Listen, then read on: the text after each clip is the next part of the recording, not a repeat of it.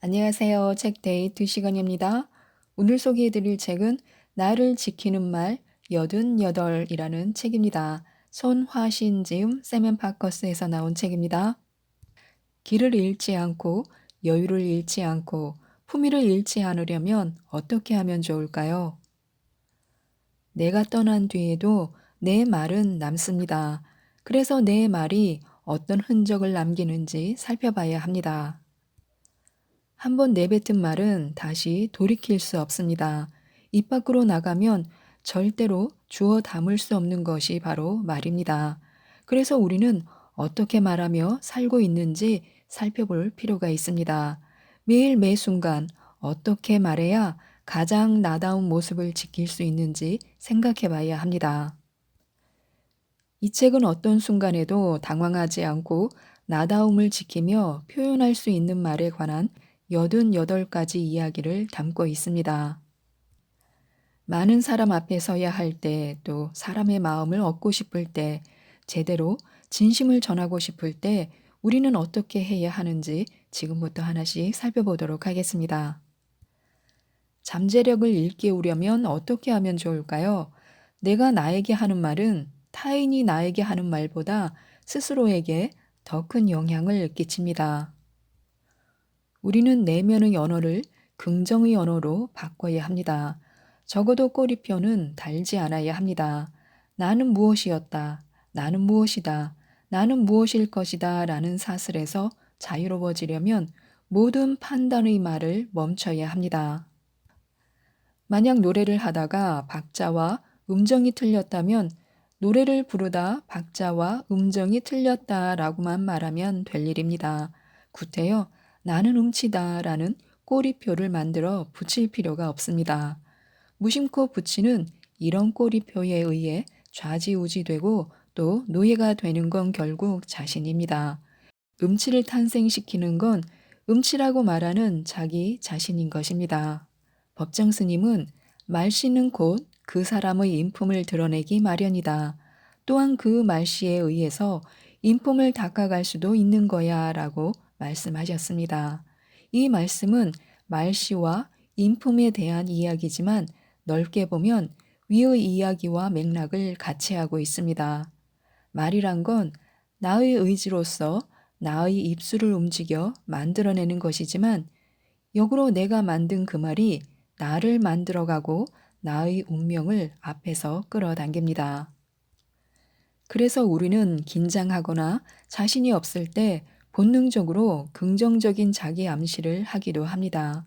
무언가 해낼 수 없을 것 같을 때 나는 할 수 있다라고 스스로에게 말함으로써 그 언어가 나의 손을 잡고 위로 끌어올려 주기를 바라는 것입니다. 정장을 입으면 몸가짐도 정장처럼 각이 서고 구두를 신으면 걸음걸이도 구두처럼 우아해집니다. 내가 원하는 나의 모습을 이끌어줄 그런 말의 옷을 입어야 합니다. 그 말을 입고서 그 말의 모습을 닮아가는 새로운 나를 바라보는 일은 언제나 기분 산뜻할 일입니다. 인생의 중심을 잡아주는 말이 있습니다. 짧은 말 속에도 메시지를 잘 담아내는 사람이 있는가 하면 길게 말을 해도 그 속의 메시지를 제대로 담지 못하는 사람이 있습니다. 어떻게 하면 우리의 말과 글의 메시지를 명확히 담을 수 있을까요? 이것은 평상시 습관과 연관이 있습니다.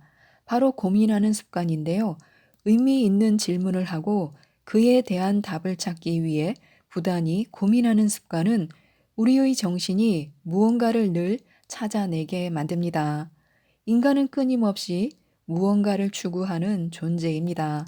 추구하는 그것이 꿈이든 진리든 무엇이든 간에 추구의 과정 자체가 마음에 메시지를 심어줍니다. 무언가를 추구하고 그것을 찾아 길을 걷는 여정, 그것이 바로 살아가는 일입니다. 그 여정 속에서 쉬지 않고 걷고 또 걸을 때 자신의 삶을 관통하는 하나의 메시지가 도출됩니다. 그것이 그 사람 고유의 정신이며 철학, 삶의 메시지인 것입니다. 자신의 고유한 삶의 메시지를 획득한 사람이라면 매 일상 속에서 어떤 것을 보더라도 거기에 자신의 메시지를 담아낼 수 있습니다. 남들과 똑같은 것을 보고도 깊은 진리의 메시지를 담아내는 사람, 이런 사람은 언제나 묵직한 사유의 씨앗을 던져주어 내적으로 성장할 수 있게 도와줍니다. 좋은 말은 의미 있는 메시지를 담고 좋은 인생 역시 의미 있는 메시지를 담습니다. 간디는 나의 인생이 나의 메시지다 라는 말을 남겼습니다. 우리의 인생이 하나의 메시지가 되기 위해서는 늘 자신이 추구하는 것에 대해 고민을 놓지 않고 내면을 성찰해야 합니다. 도구 상자에서 칭찬은 필수 품목입니다. 우리는 칭찬을 자급자족할 줄 알아야 합니다. 칭찬을 내부에서 자체 공급하지 못하고 외부 조달에만 의존하면 마음의 안정감이 생기기 힘듭니다. 우리는 누군가 물을 주지 않으면 시들어버리는 온실 속 화초가 되어서는 안 됩니다. 외부에서 오는 칭찬은 탄산 음료와 같습니다. 마시면 시원하고 짜릿하지만 마실수록 또 마시고 싶고 갈증 납니다. 슬픔을 견디듯 기쁨도 잘 견디게 해주소서란 기도문처럼 타인의 칭찬을 잘 견뎌내야 합니다. 칭찬이 듣기에 좋은 것이긴 하나 결국 양날의 검이란 걸 잊어서는 안 됩니다. 내가 무언가를 잘했어도 누군가 칭찬해 주지 않으면 섭섭하고 심지어 울적해지기도 하는데 이런 감정을 경계해야 합니다.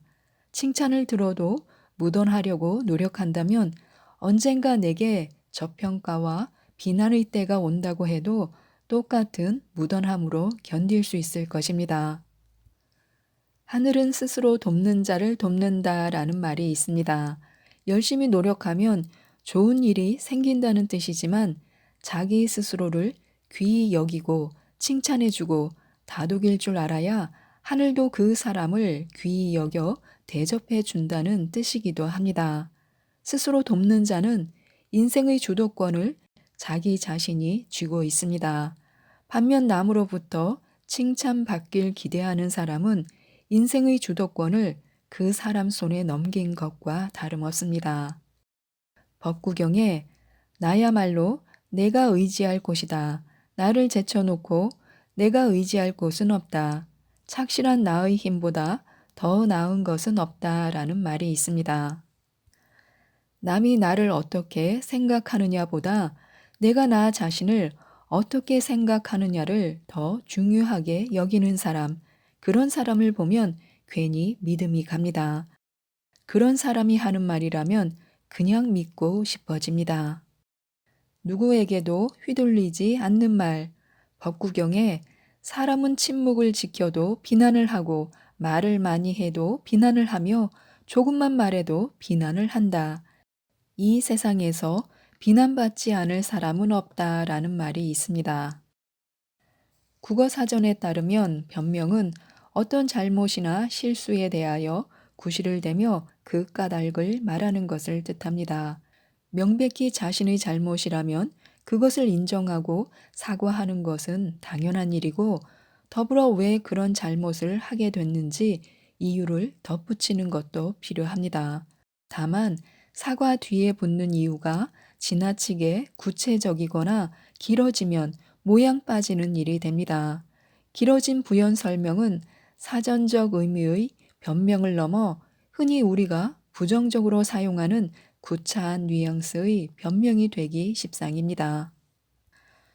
변명은 두 가지 얼굴을 가집니다. 하나는 내가 잘못을 하긴 했지만 충분한 이유가 있었다라는 억울함의 호소이고 또 하나는 내가 사과를 하긴 했지만 사실은 잘못한 게 없다고 생각한다라는 부정의 표현입니다. 둘 다 보기 좋은 얼굴은 아닙니다. 변명을 길게 하는 사람치고 품이 있는 사람을 보지 못했습니다. 어떻게 사과하는지를 보면 그 사람의 인품을 가늠해 볼 수 있는 것입니다. 무언가 잘못을 했을 때 그것을 인정하고 사과를 하되 변명이 길어진다면 그 사람은 어쩐지 인격적으로 못 믿어온 느낌이 들기 마련입니다. 자신을 지나치게 변호한다는 것은 그만큼 자신을 철저히 방어한다는 뜻이고, 그런 사람일수록 타인이 무언가 잘못했을 때 더욱 엄격하게 따지는 경향이 있습니다. 변명이나 구차한 말을 하는 바탕에는 모든 사람에게 좋은 사람이고 싶고 어느 누구에게도 비난받고 싶지 않은 착한 아이 콤플렉스가 있습니다. 어차피 모든 사람을 만족시킬 수 없고 누군가로부터 욕 듣는 것을 피할 수 없다면 차라리 비난을 감수하더라도 변명하지 않는 편이 낫습니다. 자신의 행동에 대해 일일이 설명하지 않는 당당함은 그 사람의 고매한 인품을 드러냅니다. 나다움을 지키는 말. 육하 원칙 중에 삶의 방향을 잡아주는 건 언제나 왜입니다. 왜라는 질문은 소용돌이처럼 한 사람의 영혼을 헤집어 놓고 동시에 성장시킵니다. 살아가면서 자기 자신에게 던지는 왜라는 질문은 끝내 그 답을 찾지 못하더라도 그 자체로 자신을 찾아가는 의미 있는 여정이 됩니다. 왜라는 단어는 살면서 자신을 잃어버리지 않기 위해 언제나 챙겨야 할 한 글자입니다.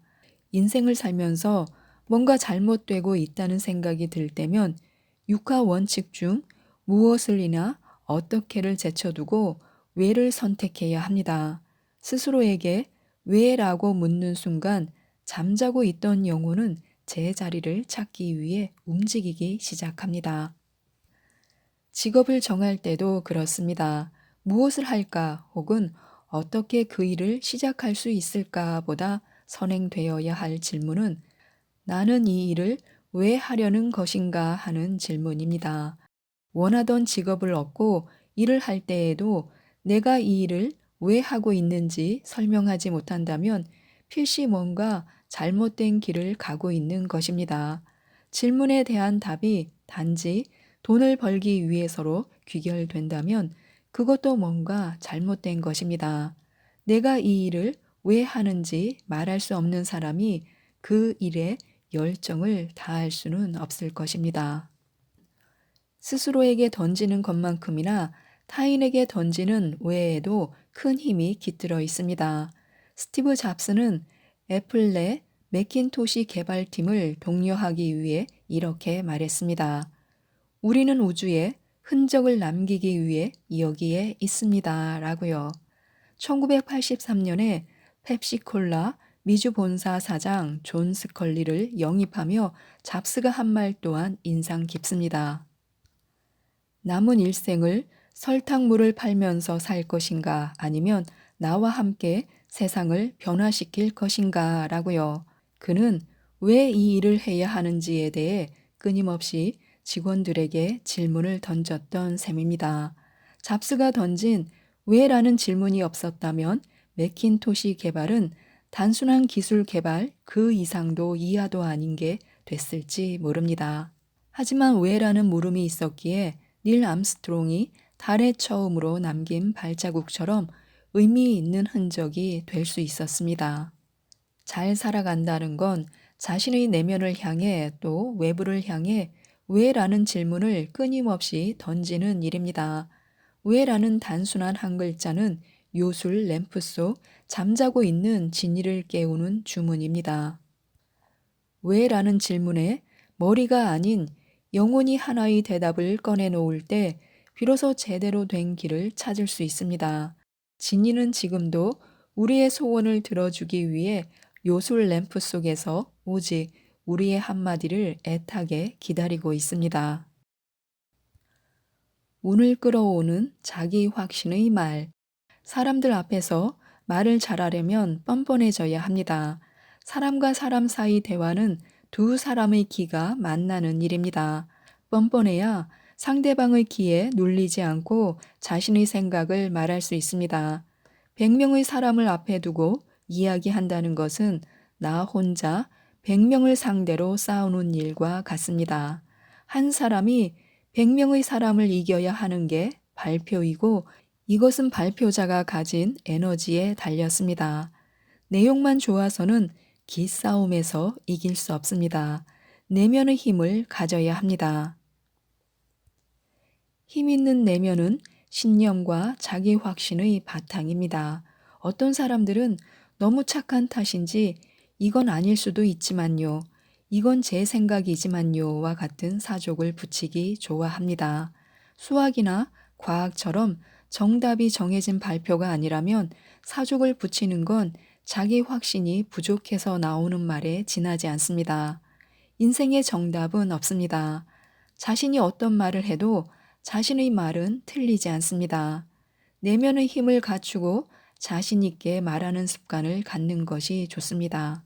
자기 확신에는 절제와 과감함의 균형이 필요합니다. 확신이 서지 않는 말을 어설프게 하느니 차라리 절제하는 게 낫습니다. 또한 자신이 확신할 수 있는 말이라면 상대가 아무리 권력자라 해도 눈치 보지 않고 과감하게 말할 줄 알아야 합니다. 다만 주의할 것이 있습니다. 자기 확신에 앞서 자신을 객관화시켜 바라보는 작업은 반드시 필요합니다. 객관화 과정을 통해 끊임없이 독단과 인식의 왜곡을 경계해야 합니다. 지금까지 이 책에 대해서 말씀드렸는데요. 나를 있는 그대로 드러낼 줄 아는 사람, 또 나다움을 잃지 않고 살아가는 사람이 되기 위해서 이 책을 꼭 읽어보시고 많은 도움을 받으셔서 매력 있는 사람으로 거듭나시기 바랍니다. 이상 책데이트였습니다. 감사합니다.